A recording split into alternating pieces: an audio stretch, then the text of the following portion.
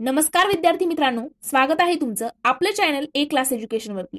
मित्रांनो, आजच्या व्हिडिओमध्ये आपण डीवायएसपी या पदाबद्दल संपूर्ण सविस्तररित्या माहिती घेणार आहोत।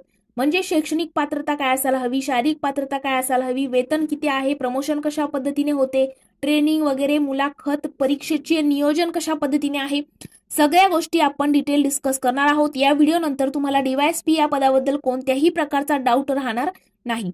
पण त्यापूर्वी मित्रांनो, जर तुम्ही आपल्या चॅनलवरती पहिल्यांदाच हा व्हिडिओ बघत असाल तर आपलं चॅनल सबस्क्राईब करून बेल आयकॉनवर देखील प्रेस करायला विसरू नका, जेणेकरून अशीच महत्त्वपूर्ण माहिती आणि स्पर्धा परीक्षेच्या नवनवीन अपडेट तुमच्यापर्यंत लवकरात लवकर पोहोचेल। त्यासोबत मित्रांनो, जर तुम्हाला कोणत्याही प्रकारचा डाऊट असेल तर आपल्या चॅनलच्या अबाउट सेक्शनमध्ये टेलिग्राम ग्रुपची लिंक दिलेली आहे, त्या ठिकाणी जाऊन तुम्हाला टेलिग्राम ग्रुप जॉईन करायचा आहे। त्या ठिकाणी नवनवीन अपडेट्स, फ्री स्टडी मटेरियल आणि सोबतच आमच्या सोबत तुम्हाला पर्सनली मेसेज करून तुमचे डाऊट विचारण्याची संधी सुद्धा मिळणार आहे। त्या ठिकाणी तुमचे प्रत्येकाचे डाऊट जे आहे टेलिग्रामला क्लिअर केले जातील। चला तर मित्रांनो, मग आपण आजच्या व्हिडिओला सुरुवात करूया। तर मित्रांनो, डीवायएसपी या पदालाच बघा डेप्युटी सुप्रिटेंडेंट ऑफ पोलीस, ज्याला मराठीमध्ये आपण पोलीस उपाधीक्षक असे म्हणतो, आणि त्यालाच दुसरं नाव आहे एसीपी म्हणजेच असिस्टंट कमिशनर ऑफ पोलीस। तर तुम्ही हे पद ऐकून असाल मित्रांनो। आता तुम्हाला डीवायएसपी होण्याकरिता पहिली गोष्ट म्हणजे शैक्षणिक पात्रता। तर मित्रांनो, तुमच्याकडे पदवी असणं गरजेचं आहे, मग ती कोणत्याही फील्डची असो। या ठिकाणी शाखेचं बंधन नाही, तुम्ही ऍग्रिकल्चर केलेलं असो, बीए केलेलं असेल, बीएससी केलेलं असेल, बी फार्मसी असेल, फक्त डिप्लोमा वगैरे चालणार नाही, तुमच्याकडे डिग्री असणं गरजेचं आहे। किंवा मित्रांनो, डिग्रीच्या शेवटच्या वर्षाला जर तुम्ही असाल, पदवीच्या शेवटच्या वर्षाला सुद्धा या ठिकाणी तुम्ही पात्र असता। मात्र या ठिकाणी एक अट आहे की महाराष्ट्र, तुम्हाला आता माहित असेल की महाराष्ट्र राज्य लोकसेवा आयोगाच्या मार्फत तुम्हाला जी एक्झाम घेतली जाते त्या एक्झामचे 3 टप्पे आहेत, पूर्व परीक्षा, मुख्य परीक्षा आणि मग मुलाखत। तर मित्रांनो, पदवीच्या शेवटच्या वर्षाला जेव्हा तुम्ही असता त्यावेळेला तुम्ही फक्त पूर्व परीक्षा देऊ शकता, मात्र मुख्य परीक्षेच्या वेळेला तुमच्याकडे ग्रॅज्युएशन असणं कंपल्सरी आहे। ग्रॅज्युएशनच्या लास्ट इयरचं जे काही लास्ट सेमिस्टरचं तुमचं मार्कशीट आहे ते त्या ठिकाणी मेन्सला तुम्हाला अप्लाय करावं लागतं। तुमच्याकडे प्रूफ असणं गरजेचं आहे की तुमची पदवी कंप्लीट झालेली आहे, तुम्ही आता ग्रॅज्युएट आहात। तर अशा पद्धतीने ती एक अट आहे। त्यानंतर जर आपण बघितलं तर शारीरिक पात्रता। आता शारीरिक पात्रतामध्ये तुम्हाला, जर तुम्ही पुरुष उमेदवार असाल तर तुमची 165 सेंटीमीटर उंची असणं गरजेचं आहे, वजनाचं वगैरे काही बंधन नाहीये, आणि तुमची जी छाती आहे ती 79 सेंटीमीटर असणं गरजेचं आहे, आणि 5 सेंटीमीटर किमान तुमच्याकडे फुगवण्याची क्षमता असणं गरजेचं आहे। जर महिला उमेदवार असाल तर तुम्हाला फक्त 157 सेंटीमीटर उंची गरजेची आहे, वजन वगैरे या ठिकाणी काही सांगितलेलं नाहीये। उंची जर तुमची 157 सेंटीमीटर असेल तर तुम्ही डीवायएसपी पदाकरिता पात्र असणार आहात। शैक्षणिक पात्रता झालेली आहे, शारीरिक पात्रता आपण बघितली। त्यानंतर मित्रांनो, वयोमर्यादा जर आपण बघितली तर बघा, किमान कमीत कमी तुमचं वय जे आहे ते 19 वर्ष कंप्लीट असणं गरजेचं आहे। आता जास्तीत जास्त वय जर आपण बघितलं तर तुम्ही जर ओपन कॅटेगरीमध्ये म्हणजे सर्वसाधारण गटात असाल, तुम्हाला कोणत्याही प्रकारचं आरक्षण लागू नसेल, तर तुम्हाला वयाच्या 38 वर्षापर्यंत फॉर्म जो आहे तो फिल करता येतो। वयाच्या 38 वर्षापर्यंत तुम्ही डीवायएसपी होऊ शकता। आणि जर तुम्ही मागासवर्गीय म्हणजे ओबीसी किंवा एससी एसटी कॅटेगरीमध्ये असाल तर तुम्हाला वयाच्या 43व्या वर्षापर्यंत फॉर्म जो आहे तो फिल करता येतो। मग आता डीवायएसपी होण्याकरिता आपण शैक्षणिक पात्रता, त्यानंतर शारीरिक पात्रता आणि सोबत आणि वयोमर्यादा, आपण हे सगळं काही डिस्कस केलेलं आहे। मग आता डीवायएसपी होण्याकरिता कोणती एक्झाम द्यावी लागते? तर मित्रांनो, एमपीएससीच्या थ्रू म्हणजे महाराष्ट्र पब्लिक सर्व्हिस कमिशनच्या थ्रू, महाराष्ट्र राज्य लोकसेवा आयोगाच्या मार्फत एक्झाम घेतली जाते, राज्यसेवा। त्या एक्झामचे 3 टप्पे असतात।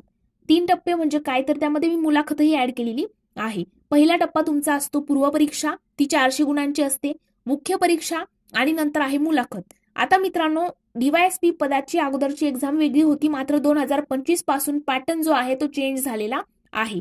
आता तो चेंज पॅटर्न नक्की काय असणार आहे तो आपण डिटेल डिस्कस करणार आहोत। पुढील माहिती बघण्या अगोदर मित्रांनो, प्ले स्टोअर वरती जाऊन तुम्ही जर स्पर्धा परीक्षेची तयारी करत असाल तर नक्कीच ए क्लास एज्युकेशन हे ऍप जे आहे ते तुम्हाला प्ले स्टोअर वरती जाऊन डाउनलोड करायचं आहे। मित्रांनो, ए क्लास एज्युकेशन प्ले स्टोअर वरती जेव्हा तुम्ही टाईप कराल या प्रकारचा आयकॉन तुम्हाला दिसेल। हे ऍप डाउनलोड केल्यानंतर मित्रांनो, या ऍपमध्ये तुम्ही ज्या स्पर्धा परीक्षेची तयारी करत असाल, तलाठी भरती असेल, सरळ सेवा असेल, पोलीस भरती असेल, कोणत्याही प्रकारची एक्झाम जी असेल त्याच्या प्रत्येक नोट्स असतील, लाईव्ह लेक्चर असतील, रेकॉर्डेड लेक्चर असतील, प्रत्येक विषयाच्या तुमची टेस्ट सिरीज वगैरे सगळ्या गोष्टी तुम्हाला ऍपमध्ये मिळून जातील। फास्ट ट्रॅक बॅच असेल, मॅरेथॉन बॅच असतील, सगळ्या गोष्टी ऍपमध्ये तुम्हाला मिळून जाईल। त्यानंतर मित्रांनो, टेलिग्रामवरती आपलं चॅनल आहे, ते चॅनल देखील तुम्हाला या ठिकाणी जॉईन करायचं आहे। तुम्ही ज्या स्पर्धा परीक्षेची तयारी करत आहात त्याबद्दल कोणत्याही प्रकारचा डाऊट जर तुम्हाला असेल तर तो तुम्ही आपल्या टेलिग्रामला विचारू शकता, पर्सनली मेसेज करू शकता किंवा ग्रुप जॉईन करून तुम्हाला तिथे प्रत्येक विषयाची अपडेट जी आहे ती प्रत्येक नवीन गव्हर्नमेंट एक्झामच्या अपडेट वगैरे सगळ्या गोष्टी तुम्हाला टेलिग्रामवरती मिळतील. त्यासोबतच इन्स्टावरती देखील आपली आयडी आहे स्पर्धा परीक्षा ए क्लास एज्युकेशन. या आयडीला देखील मित्रांनो फॉलो करायचं आहे आणि तिकडेही तुम्ही तुमच्या मनातील ज्या काही शंका कुशंका असतील ते तिथे विचारू शकता. प्रत्येकाला तिथे रिप्लाय मिळेल आणि तुमच्या प्रत्येक प्रश्नाचं सोल्युशन त्या ठिकाणी मिळेल. चला तर मित्रांनो आपण आपला व्हिडिओ कंटिन्यू करूया. तर बघा मित्रांनो, तुम्हाला या ठिकाणी स्क्रीनवरती दिसत असेल की राज्यसेवा पूर्व परीक्षा. पूर्व परीक्षेमध्ये मित्रांनो तुमचे 2 पेपर होतात. पहिला पेपर 200 गुणांचा आणि दुसरा पेपर देखील 200 गुणांचा असतो. दोन्ही पेपर करिता 2 तासाची वेळ असते आणि दर्जा जो आहे तो पदवीचा असतो. सोबत मित्रांनो पेपरचं स्वरूप जे आहे ते वस्तुनिष्ठ बहुपर्याय. आता तुम्ही म्हणाल की लेखी परीक्षा 2025 पासून झालेली आहे, मग इथे वस्तुनिष्ठ बहुपर्यायी का? तर बघा मित्रांनो, पूर्व परीक्षा जी आहे ती तुमची वस्तुनिष्ठ बहुपर्यायी स्वरूपाचीच असणार आहे. मात्र मुख्य परीक्षा जी आहे ती तुमची लेखी स्वरूपात होणार आहे. जसा युपीएससीचा पॅटर्न आहे त्याच पद्धतीचा पॅटर्न आयोगाने फॉलो केलेला आहे. त्यानंतर मुख्य परीक्षा जर आपण बघितली तर मुख्य परीक्षा बघा या ठिकाणी लिहिलेलं दिसतंय लेखी परीक्षा. लेखी परीक्षा तुमची 1750 गुणांची होते आणि मुलाखत जी आहे ती तुमची 275 गुणांची मुलाखत असते. असं एकूण जे आहे 2025 गुण असतात. तर मित्रांनो त्यामध्ये तुमचा पहिला पेपर जो आहे तो मराठीचा असतो आणि दुसरा पेपर इंग्रजीचा असतो. पहिला पेपर 300 गुणांचा, दुसरा पेपर देखील 300 गुणांचा. त्यानंतर त्याचा जो दर्जा आहे तो मॅट्रिकचा आहे. माध्यम मराठीला मराठी आणि इंग्रजीला इंग्रजी माध्यम आहे. दोन्ही पेपरला 3-3 तासाचा कालावधी दिला जाईल आणि बघा हे क्वालिफाईंग पेपर आहेत. 25% गुण तुम्हाला मिळवायचे आहे आणि मग तुम्ही नेक्स्ट पेपर करिता क्वालिफाय होणार आहात.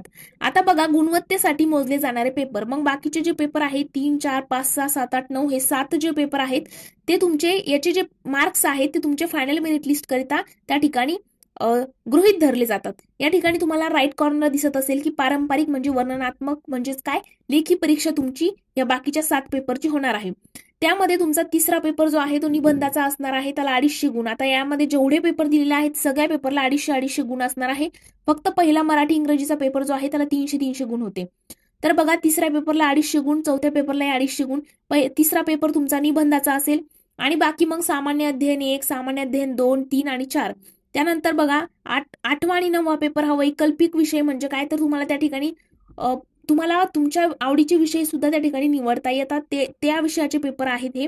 आणि मित्रांनो सगळ्या पेपर करिता तुम्हाला 3-3 तासाचा कालावधी आहे आणि सोबत जे आहे पारंपरिक म्हणजेच काय वर्णनात्मक स्वरूपाचा पेपर, लेखी स्वरूपाचा पेपर तुमचा असणार आहे. तर हे झालं परीक्षेचं स्वरूप.